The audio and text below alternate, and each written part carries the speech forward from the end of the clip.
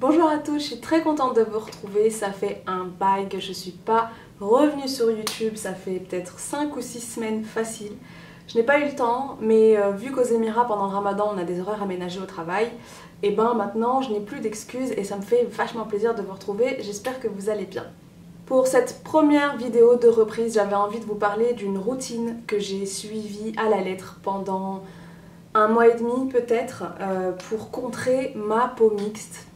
Et comme ça marche vachement bien, j'avais envie un petit peu de partager tout ça, histoire que ça vous serve. Si jamais vous aussi vous avez, je sais pas si c'est le malheur, mais en tout cas c'est certainement pas une chance d'avoir la peau mixte, parce que c'est juste horrible. Vous avez juste la zone T qui brille et donc qui produit plus de sébum et donc des pores dilatés, voire des points noirs, avec sur le côté une peau normale à sèche, donc c'est très compliqué de trouver les bons produits, etc. J'ai mis pas mal de temps à trouver la routine qui m'allait, j'ai essayé pas mal de produits, j'en ai trouvé une qui est pas mal. C'est pas parfait, mais c'est vraiment pas mal du tout. Et je vais vous montrer ça, je vais vous montrer en fait les produits que j'utilise en journée et le soir. Alors en journée, je commence d'abord par mettre un soin matifiant purifiant au Palmarosa pour les peaux grasses et mixtes de chez Neal's Yard and Remedies, que vous pouvez acheter à Londres si vous avez la chance d'y aller, ou encore je crois que vous pouvez commander de France, voilà, sur le site aux UK. Donc en fait c'est sous forme de crème, je vais vous montrer d'ailleurs maintenant. Voilà, c'est sous forme de fluide plutôt, c'est pas une crème, c'est sous forme de fluide. Composition parfaite, composition d'ailleurs avec des ingrédients qui sont là pour justement réguler la production de sébum de la peau. Et quand je dis composition parfaite, c'est-à-dire qu'il n'y a que des produits qui sont bio, pas du tout abrasifs, parce qu'évidemment la pire chose à faire c'est d'avoir des produits, de poser des produits qui sont trop abrasifs pour la peau, parce que du coup la peau va combattre ça et va essayer de se protéger en produisant beaucoup plus de sébum, ce qui n'est pas du tout ce qu'on veut quand on a la peau mixte à grasse. Donc je mets ça sur la zone T d'abord, c'est un petit peu comme si c'était l'équivalent du primer matifiant avant de poser le fond de teint quoi.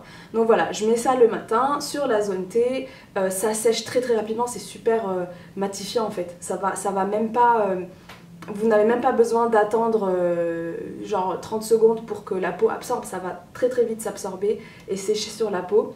Donc une fois que vous avez mis ça, vous pouvez mettre une crème hydratante. Alors moi j'utilise un gel hydratant et pas une crème, parce que je voulais essayer, parce que j'avoue que là d'habitude je mets des crèmes hydratantes, mais la plupart sont beaucoup trop grasses, trop riches pour moi.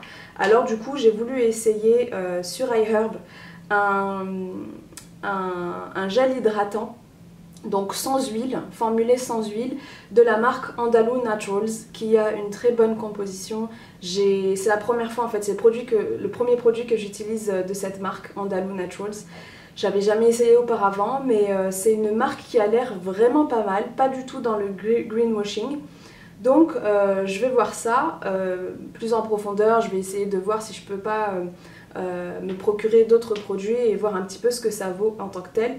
Mais cette crème hydratante donc sans huile est très bien, parce que du coup elle ajoute pas encore plus d'huile déjà au sébum que la peau produit.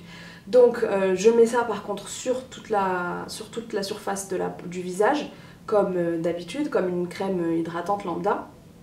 Et donc elle va permettre un petit peu combiné au soin matifiant là de Neal's Yard Remedies, elle va permettre d'éviter à ce que la peau ne produise encore plus de sébum, ce qui était d'ailleurs mon cas par exemple quand je mettais des crèmes hydratantes beaucoup trop riches, trop grasses à base d'huile.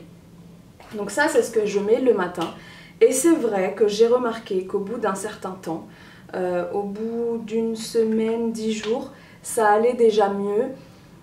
J'ai toujours la peau mixte, ma zone T finit toujours par briller de toute façon, quoi que je fasse, mais elle met plus de temps qu'avant à briller. Et ça c'est vachement bien du coup, surtout quand c'est l'été comme ça qui fait 45 degrés dehors. Et j'ai remarqué que plus le temps passe et mieux c'est encore, et mieux les produits s'installent si je puis dire. Et ça fait pratiquement 6 semaines que j'utilise, que j'ai cette routine là et je trouve que cette combinaison des deux produits va vachement bien à ma peau en fait. Alors ça va peut-être pas aller à tout le monde, mais je pense que si vous avez la peau mixte, ça vaut vraiment le coup d'essayer.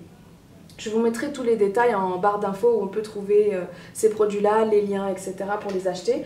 Ensuite, le soir, j'ai un régime qui est complètement différent. J'utilise de l'huile végétale bio première pression à froid, comme d'habitude, hein.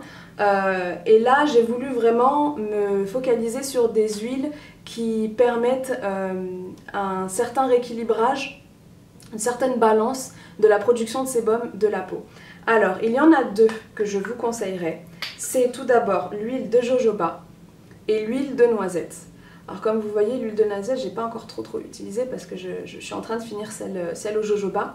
Je les achète toutes les deux sur Aromazone, hein, mais vous avez des tas de marques et j'imagine de meilleure qualité encore. Mais en tout cas, c'est celle-là que j'utilise pour le moment. Alors, toutes les deux sont rééquilibrantes. Elles sont rééquilibrantes, elles vont nourrir la peau, hein. L'huile n'hydrate pas, l'huile nourrit la peau. Et comme j'hydrate la peau le matin, pendant la journée, je me dis que le soir, c'est bien aussi de la nourrir. Et comme ça reste de l'huile, l'huile ne rend pas la peau plus grasse. Mais si vous en mettez trop, ça risque vraiment d'être luisant. Donc il faut faire attention à la quantité que vous utilisez. Et c'est aussi la raison pour laquelle je mets ces huiles-là le soir. Alors, pour avoir essayé les deux, j'ai quand même une légère préférence pour celle-là. Toutes les deux sont rééquilibrantes, c'est vrai. Mais j'ai une légère préférence pour l'huile de jojoba parce qu'elle va vraiment pénétrer beaucoup plus facilement que l'huile de noisette la peau.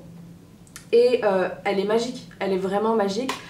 C'est une huile qui peut s'utiliser aussi sur les cheveux. Moi je ne l'ai jamais utilisée sur les cheveux, je préfère l'économiser pour la peau. Et elle est vraiment magique quoi, elle est vraiment bien. Je pense que là je l'ai bientôt fini, je vais en racheter parce que je vais d'abord finir peut-être l'huile de noisette. Elle est bien aussi l'huile de noisette, elle a un léger goût de noisette comme ça un petit peu brûlé, j'aime beaucoup. Mais c'est vrai qu'entre les deux, l'huile de jojoba est plus vite absorbée quand même par la peau.